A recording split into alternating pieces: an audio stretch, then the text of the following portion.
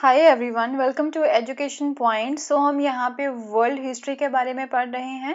And world history में हमने जो है क्लास 9th की जो हिस्ट्री है, राइट, क्लास 9th की जो एनसीईआरटी है उसके बारे में जो है हमने पढ़ना स्टार्ट किया था। इसका जो थर्ड चैप्टर जो है वो हमने यहाँ पे स्टार्ट किया था, राइट। सो जिसमें हम जो है जर्मन की सिचुएशन के बारे में जो है बात कर रहे थे after the war, world war 1 के बाद में, and after that we will discuss about the world war 2 के बाद में जो हम यहाँ पे जर्मन की सिचुएशन के बारे में पढ़ेंगे। सो फिलहाल हमने जो है वर्ल्ड वॉर 1 के बाद में जो है जर्मन के ऊपर काफी सारे जो है एक तरह से जो हम बोल सकते हैं कि कई सारे इनके ऊपर इल्जाम लगाए जाते हैं कि जो वर्ल्ड वॉर 1 यहाँ पे हुई है वो जर्मन की वजह से ही हुई है। दैट इज वाई जो है इन्हें अब कंपनसेशन पे करना पड़ता है एंड ये जो कंपनसेशन होता है वो भी काफी ज्यादा जो है होता है, काफी बड़ी मात्रा में इनके ऊपर जो है हम बोल सकते हैं कि कंपनसेशन देने के लिए जो इन्हें दबाव जो है वो डाला जाता है एंड जिसकी वजह से जो है ऑब्वियसली अब इनकी जो इकोनॉमी है, राइट, वो जो है यहाँ पे काफी ज्यादा खराब हो जाती है, वो काफी डाउन जाती है एंड यहाँ पे हमें जो है क्राइसिस देखने को मिलता है, इकोनॉमिक क्राइसिस जो है वो यहाँ पे देखने को मिलता है। हाउएवर अमेरिका जो है वो यहाँ पे इसकी हेल्प करने के लिए आता है सामने, बट वहां भी जो है उनकी जो मार्केट है, राइट, जो स्टॉक मार्केट है वो भी डाउन चली जाती है। तो जिसकी वजह से यहाँ पे जो है एक डिप्रेशन के जो ईयर्स होते हैं, राइट, इकोनॉमिक डिप्रेशन के जो ईयर होते हैं वो हमें यहाँ पे देखने को मिलते हैं। इवन अमेरिका की भी सिचुएशन जो है वो यहाँ पे खराब हो जाती है एंड जो हेल्प जो है वो यहाँ पे इनकी करने की कोशिश कर रहे थे तो वट जो है वो पीछे हट जाते हैं। अब उनकी भी सिचुएशन यहाँ पे खराब हो जाती है एंड लोगों का जो विश्वास था यहाँ पे पार्लियामेंट में, राइट, तो पार्लियामेंट जो थी यहाँ पे बनाई गई थी, पार्लियामेंट में जो लोगों का विश्वास था वो यहाँ से उठ जाता है एंड पहले यहाँ पे मोनार्की थी,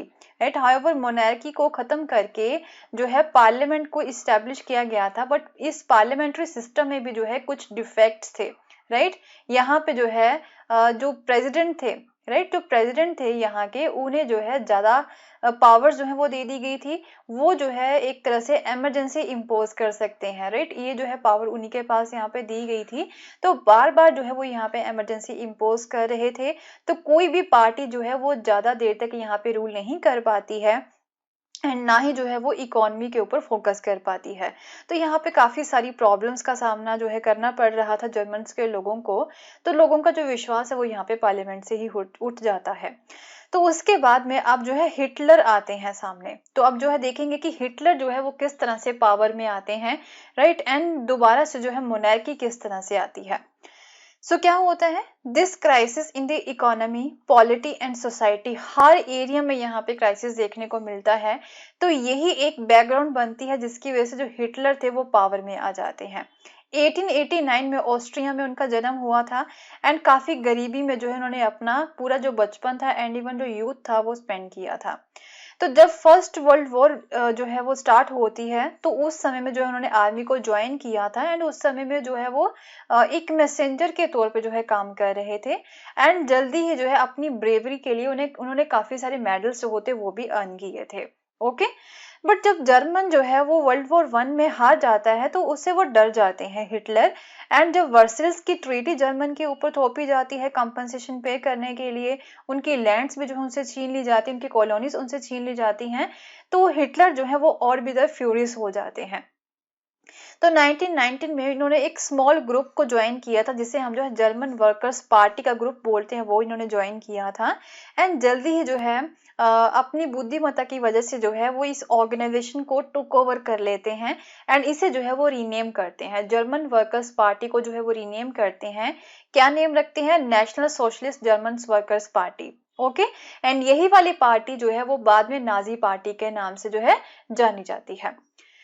तो अब 1923 में हिटलर प्लान करते हैं कि वो बावरिया एरिया जो है उसे वो कंट्रोल कर लेंगे, जो कि दुश्मनों के पास चला गया था, जो कि ये जो लैंड है उनसे छीन ली गई थी। एंड क्या करता है वो बर्लिन की तरफ मार्च भी करते हैं एंड वहां पे जाके जो है वो पावर को कैप्चर भी कर लेते हैं। बट हाउएवर यहाँ पे वो फेल रहते हैं अपने प्लान में एंड उन्हें जो है अरेस्ट कर लिया गया था, बट बाद में जो है रिलीज भी कर दिया गया था। ओके, 1930s तक ये जो नाजिस थे, राइट, ये जो नाजी पार्टी रहती है, इनकी हिटलर की जो पार्टी थी वो नाजी पार्टी थी एंड जो सपोर्टर्स होते हैं हिटलर के उन्हें जो है नाजिस बोला जाता है। तो ये जो पूरी पार्टी है वो ज़्यादा सपोर्ट जो है वो गेन नहीं कर पाती है अर्ली 1930s तक। एंड जब ग्रेट डिप्रेशन का ईयर आता है हाउएवर, तब जाके जो नाजिज्म है वो एक मास मूवमेंट बनती है। तो जैसे कि आपने देखा था कि 1929 में डिप्रेशन के ईयर्स थे, बैंक्स कोलैप्स हो रही थी, बिजनेस जो है वो शट डाउन हो रहे थे, वर्कर्स जो है वो अपनी जॉब्स को लॉस्ट कर देते हैं, मिडिल क्लासेस जो है वो भी डर चुकी थी, उनके अपने पैसे जो है वो खर्चे जा रहे थे सारे, जो उनकी सेविंग्स थी वो खत्म हो रही थी। तो इन सच अ सिचुएशन, इस सिचुएशन का फायदा अब उठाते हैं। तो क्या करते हैं कि जो नाजीज है वो अपना एक नया प्रोपेगेंडा लेके आते हैं, तो जिसकी वजह से जो है लोगों के मन में अब ये होप आती है कि हमारा जो फ्यूचर है वो बेटर हो सकता है अगर हम नाजीज को सपोर्ट करें तो। ओके, तो 1928 में नाजिस को जो है ओनली 2.6% वोट्स ही मिली थी यहाँ पे जर्मन पार्लियामेंट में, जिसका नेम है रेस्टैग। बट बाय द 1932 जो नाजिस की पार्टी है वो लार्जेस्ट पार्टी बनके जो है वो उभरती है, इसे जो है 37% वोट्स मिलती हैं, राइट। क्योंकि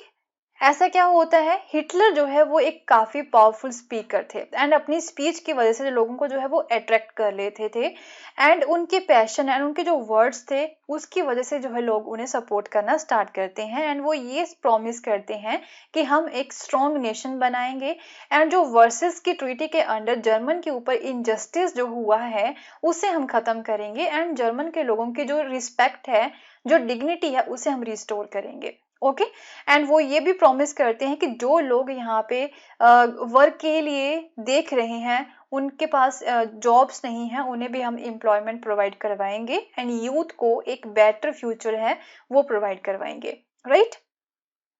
एंड वो ये भी प्रॉमिस करते हैं कि जितने भी फॉरेन इन्फ्लुएंसेस हैं हमारी कंट्री में उससे भी हम वीड आउट कर देंगे, एंड जितने भी फॉरेन कॉन्स्पिरेंसीज यहाँ पे जर्मनी के खिलाफ हुई हैं उसे भी हम रजिस्ट करेंगे। ओके, तो उन्होंने एक पॉलिटिक्स का एक नया स्टाइल जो होता है वो यहाँ पे बनाया था, एंड जो वो यहाँ के लोकल रिचुअल्स जो होते हैं किसी कंट्री के, उसकी सिग्निफिकेंस को वो समझते थे, एंड दैट इज वाई जो है वो मास मोबिलाइजेशन को जो है वो उनकी तरफ जो है मोबिलाइजेशन जो है वो यहाँ पे स्टार्ट हो जाती है आम मासेस की। ओके, बड़ी बड़ी रैलीज करते हैं, पब्लिक मीटिंग्स करते हैं, सो डैट कि हिटलर को अब यहाँ पे सपोर्ट मिल जाए, एंड सो डैट कि जो यहाँ के जर्मन के लोगों के बीच में यूनिटी जो है वो यहाँ पे बनाई जा सके। तो रेड बैनर्स जो होते हैं स्वस्तिक निशान के साथ, राइट, वो यहाँ पे फहराए जाते हैं, नाजी सल्यूट किया जाता है, एंड राउंड्स ऑफ अप्लॉज जो होते हैं वो यहाँ पे देखने को मिलते हैं जब स्पीचेस खत्म हुआ करती थी इनकी, यहाँ पे हिटलर की स्पीचेस जब खत्म होती हैं तो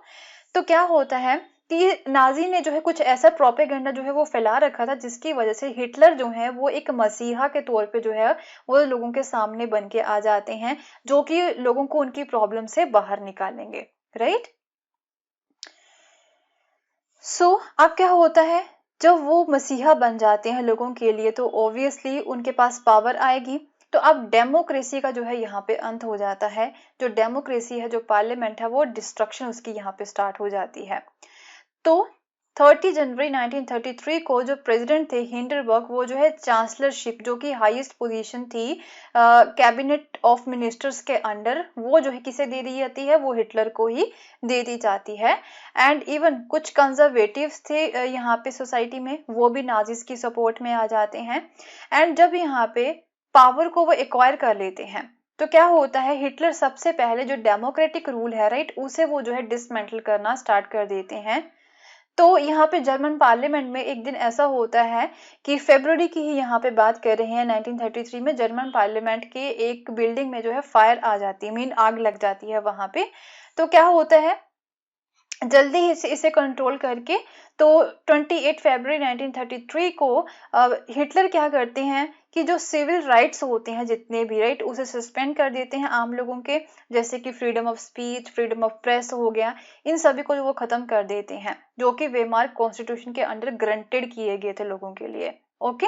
एंड देन उसके बाद में जो है आर्के नेमिस हो गए, जो कि इनके दुश्मन थे, कम्युनिस्ट हो गए, एंड क्या होता है कि जिन लोगों को कंसंट्रेशन कैंप्स में रखा गया था उनकी तरफ जो है वो आते हैं एंड इन लोगों को दबाना स्टार्ट कर देते हैं। तो सबसे ज्यादा जो कम्युनिस्ट थे उन लोगों को ही दबाया गया था, उन्हें ये बिल्कुल भी पसंद नहीं करते हैं। तो अराउंड 6808 लोगों को जो है अरेस्ट किया गया था यहाँ पे, उनमें से जो है 1440 लोग जो थे वो कम्युनिस्ट ही थे, तो उन लोगों को जो है ज्यादा जो है इन लोगों ने रिप्रेस किया था। ओके,